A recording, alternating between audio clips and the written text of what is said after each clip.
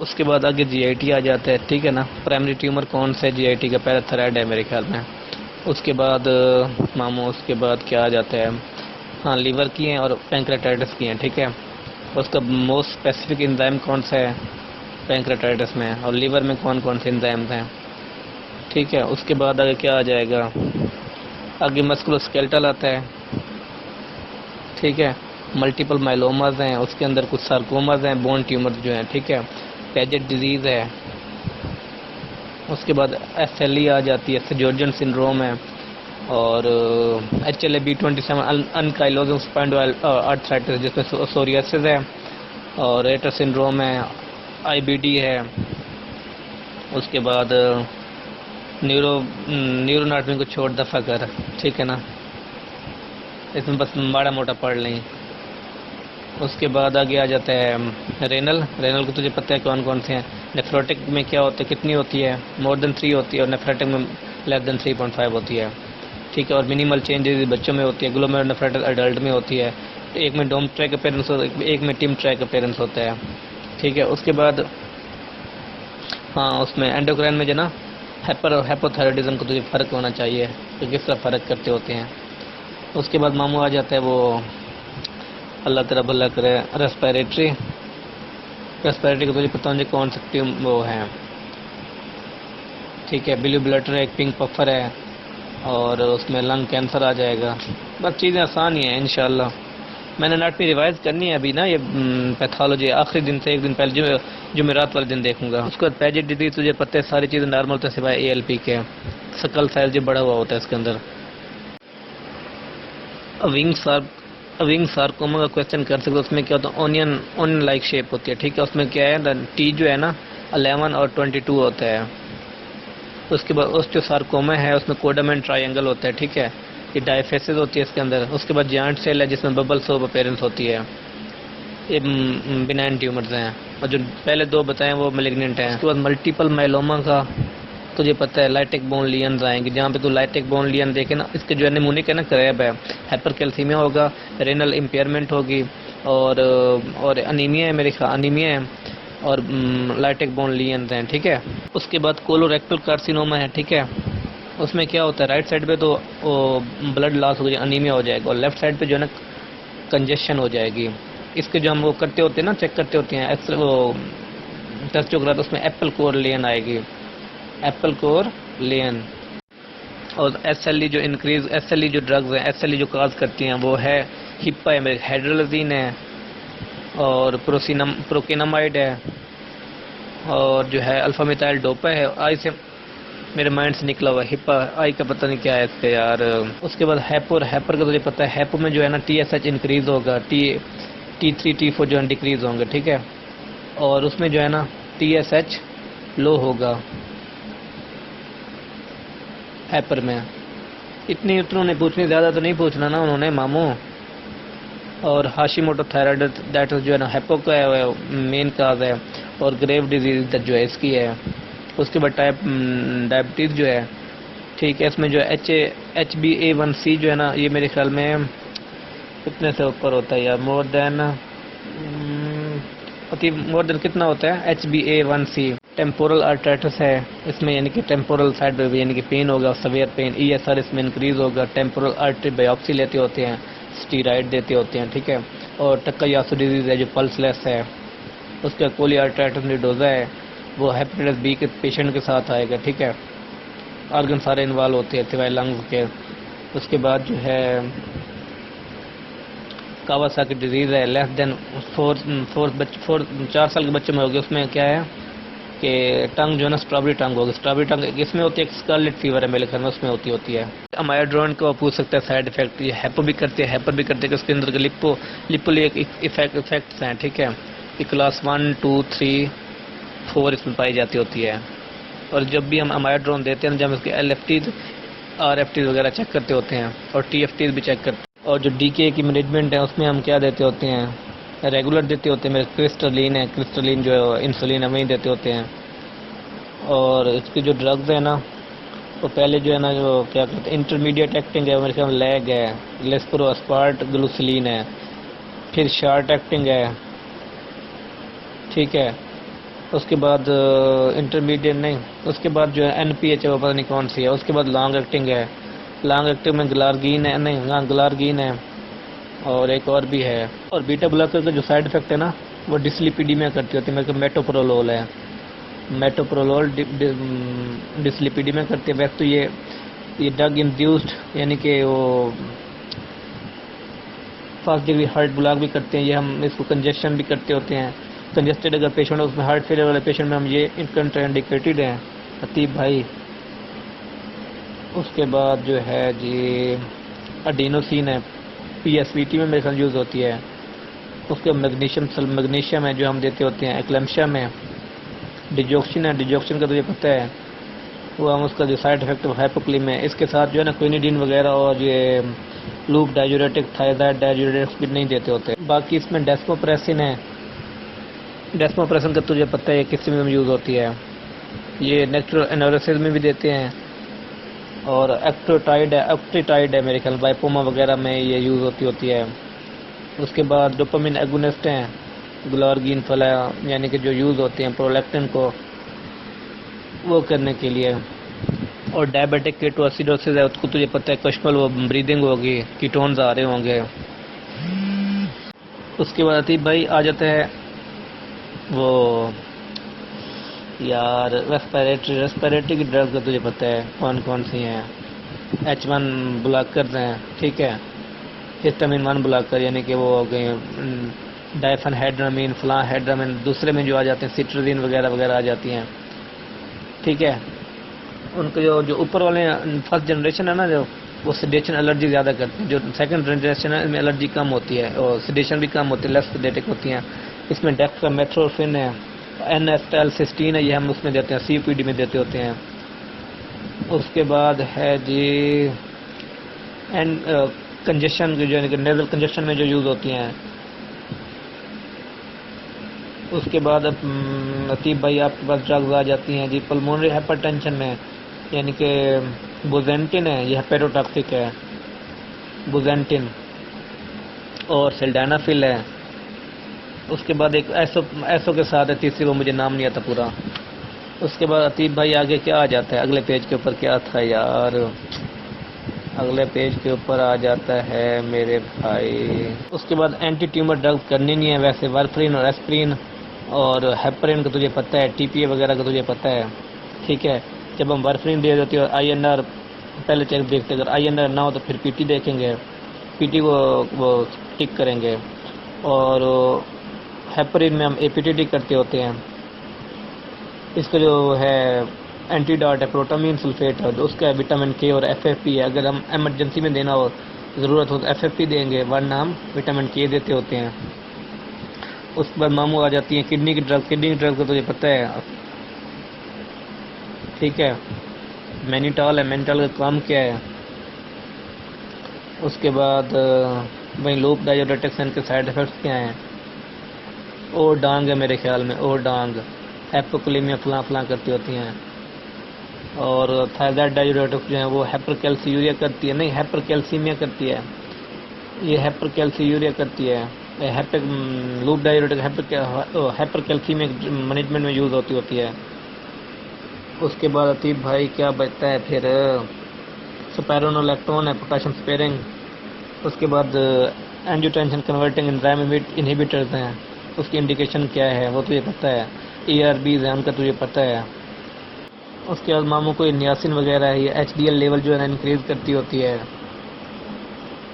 कुछ और भी हैं, यानी कि इसका जो मैकेनिज्म पूछ सकते हो, HMG-CoA को है ना मेवोलिनेट में कन्वर्ट करती है, रोक देती होती है, इनहिबिट कर देती है। और मस्कुलोस्केलेटल की जो ड्रग्स हैं, ठीक है, वहीं NSAID हो गई और एस्प्रिन वगैरह हो गई, और क्या कहते हैं सिलॉक्सिब हो गई, ठीक है। उसके बाद प्रोबेनासिन है और एलोपेरिनोल है जो है ज़ंथेन ऑक्सीडेज इनहिबिटर है। उसके बाद अतीब भाई कोई नीचे भी कोई हैं, वो मेरे माइंड से निकली हुई हैं।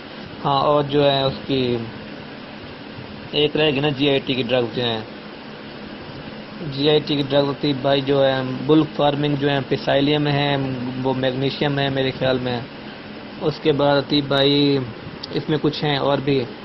हाँ, जो ये एंटासिड्स वगैरह हो गए, ओमेप्राजोल हो गया, सिमिटिडीन हो गया, H2 रिसेप्टर ब्लॉकर जो है, इनके जो साइड इफेक्ट है ये तुझे पता है कि ये हिस्टोटिज्म करती होती हैं। आई थिंक हाँ, हिस्टोटिज्म करती होती हैं, गायनेकोमास्टिक करती हैं रेनिटिडीन और ये।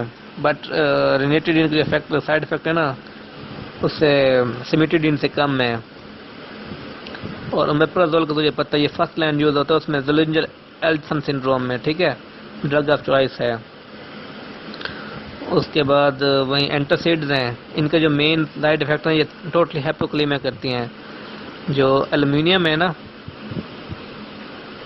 एल्युमिनियम इसके है मेरे ख्याल चोप्स है, चोप्स ऐसा ही है, इसका कोई निमोनिक बना हुआ है। उसका मैग्नीशियम है, ये दोनों एक दूसरे के साथ इसलिए देते हैं कि एक दूसरे के जो साइड इफेक्ट ना वो करती होती हैं, कम करती होती हैं।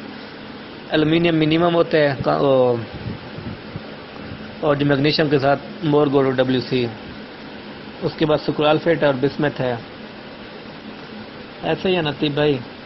उसके बाद कुछ और भी हैं, यानी कि जो इसमें एक्टोट्राइड वगैरह मेरे ख्याल में इसमें आ जाते हैं। उसके बाद ये क्या कहते हैं यार, बाकी बचता क्या है, हाँ एंटीमाइक्रोबियल ड्रग्स जो हैं, एंटीमाइक्रोबियल में पहले क्या आ जाती हैं, एम्पिसिलिन वगैरह हो गए। उसके बाद क्या कहते हैं, पेनिसिलिन आ गई। उसके बाद नहीं यार, उसके बाद कौन सी हैं, सेंसिटिव है मेरे ख्याल में, कुछ माइंड से निकला हुआ थी भाई। उसके बाद क्या कहते हैं यार, साल्बेक्टम वाला जो ग्रुप है, टेजोबेक्टम वाला। उसके बाद वो दूसरे आ गए, क्या कहते हैं, कल्वोनिक एसिड वाला जो हो गया ग्रुप, ठीक है। उसके बाद वही है buy at 30, sell at 50 amino glucoside, ये 30S को इनहिबिट करेगा। और जो दूसरा है वो टेट्रासाइक्लिन जो है ग्रुप है, ये भी 30 को करेगा, ठीक है। ये बैक्टीरियसिडेल है, बाकी सारे जो है ना बैक्टीरियोस्टेटिक हैं। सेल वाला क्लोरोफेनिकोल है, एरिथ्रोमाइसिन है, लिंजोलिड है, और एक और भी है एल से। और वैनकोमाइसिन का तुझे पता है क्या करती होती है, रेडमैन सिंड्रोम करती है। क्लोरोफेनिकोल जो है ग्रेमैन सिंड्रोम करती है। और बाकी ATT ड्रग्स हैं सारे बैक्टीरियोस्टेटिक हैं, बैक्टीरियसिडेल है सिवाय एथम्बिटोल के, ये बैक्टीरियोस्टेटिक है। पैराजिनामाइड भी बाद में हो जाते बैक्टीरियोस्टेटिक। साइड इफेक्ट्स उनका तुझे पता होने चाहिए। चलो मैं रिवायत कर देता हूँ तुझे, क्या कहते हैं। पहले एसोनियाजिड है, ये क्या करेगी, माइकोलिक को जो है ना इनहिबिट कर, सिंथेसिस को इनहिबिट कर देगी।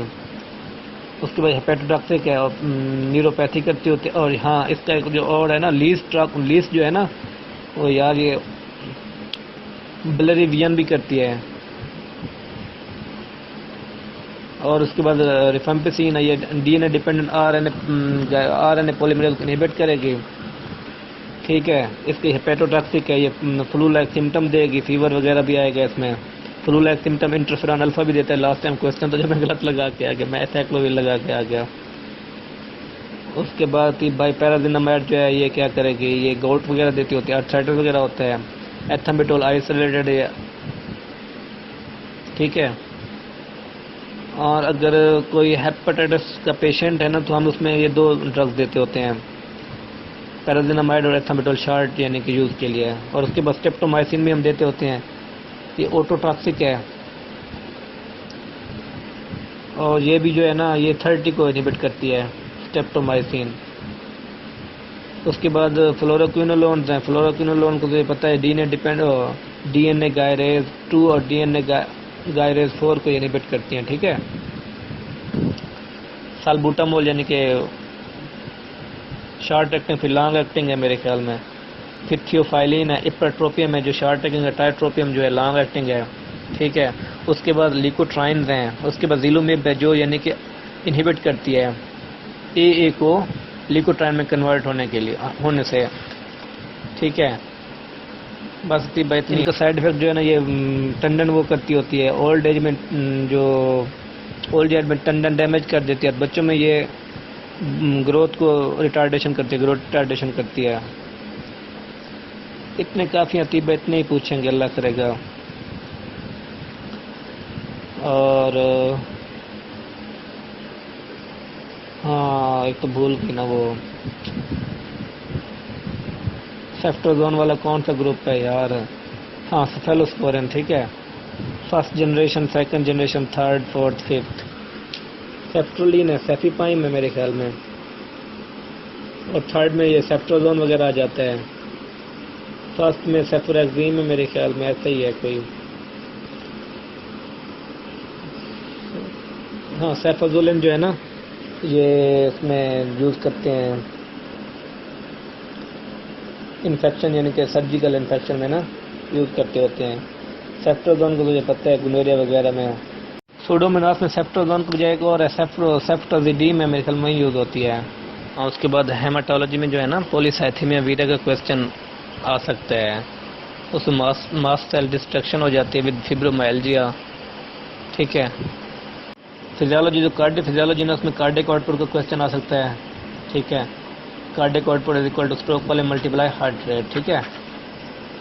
फर्स्ट पार्ट ऑफ एक्सरसाइज में ना स्ट्रोक वाले में हार्ट रेट यूज़ होते हैं, ठीक है। और जो सेकंड पार्ट ऑफ एक्सरसाइज है उसमें स्ट्रोक वाले में नहीं, ओनली हार्ट रेट होता है। ये फर्स्ट एड के पहले पेज के ऊपर है।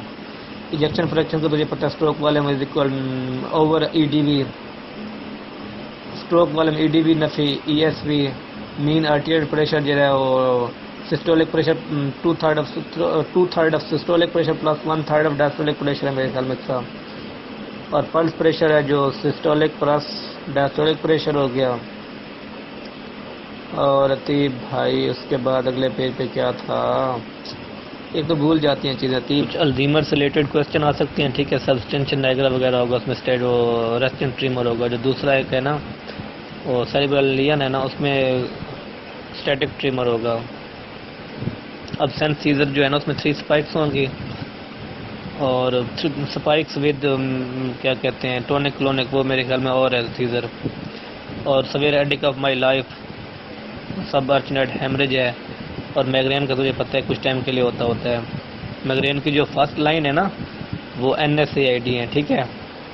और जो सेकंड लाइन में फिर हम सुमिट्रिप्टिन सुमा ट्रेप देते होते हैं। उसके बाद सब अर्चनेट हेमरेज जो है ना, उसमें हम निमोडापिन देंगे। और निफिडापिन तो ये पता है, वो उसमें प्रेगनेंसी में देते होते हैं।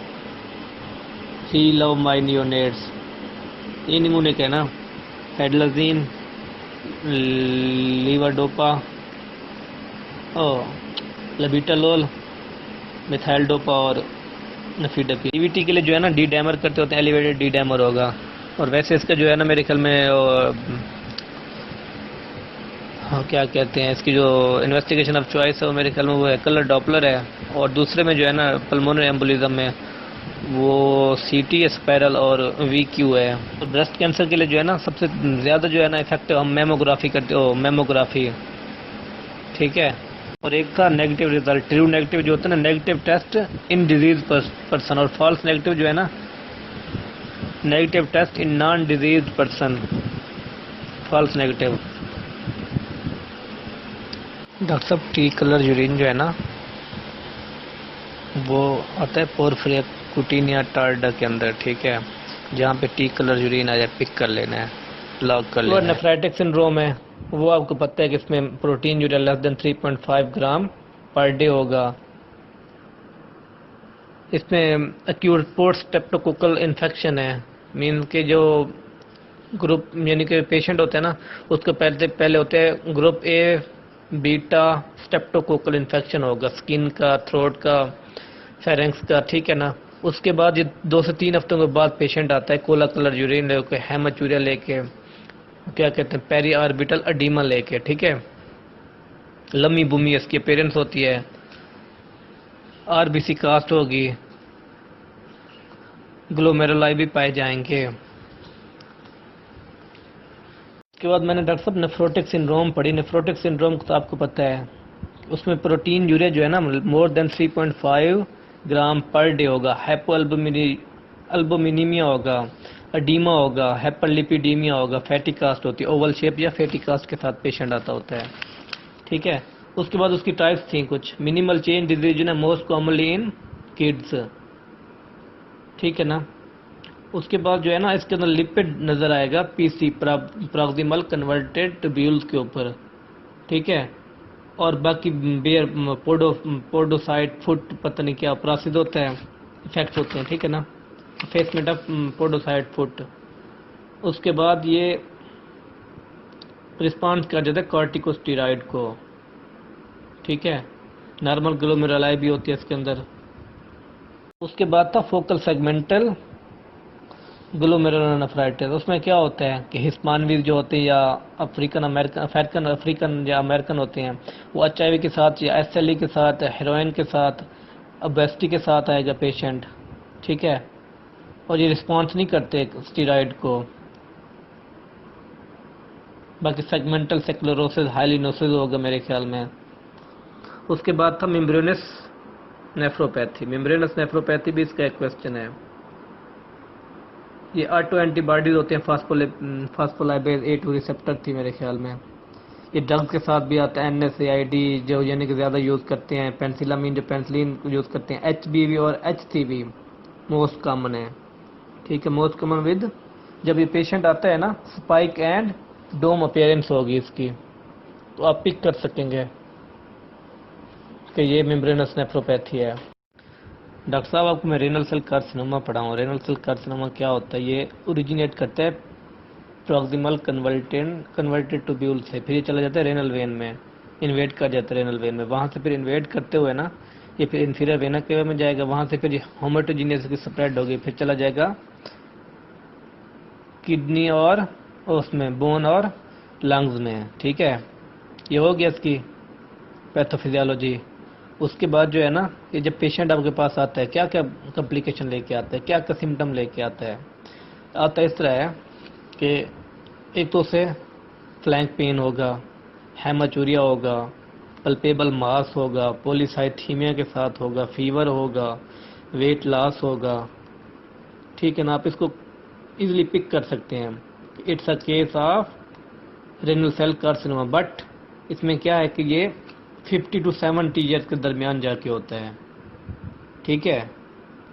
और एक मैंने पढ़ा था ओरोटिक एसिडूरिया, ठीक है, जो इसमें इनेबिलिटी हो जाती है कन्वर्ट, जो ओरोटिक एसिड ना वो यूएमपी में कन्वर्ट नहीं होता, ये बच्चों में पाया जाता है, फेलियर टू थ्राइव हो जाता है, डेवलपमेंट डिले होता है, और फलां होते हैं। मैक्यूलोब्लास्टिक एनीमिया भी होगा शायद उसमें, फुलेट और B2 भी होगा। अच्छा पता है ये डायमंड ब्लैक एनीमिया क्या होता है, ब्लैक फैन एनीमिया क्या होता है? ये ना पहले साल में ना, first year of life intrinsic defect हो जाते हैं, ठीक है। इसमें फेटल हीमोग्लोबिन परसेंटेज है वो ज़्यादा होती है, बट टोटल जो हीमोग्लोबिन है वो कम होती है।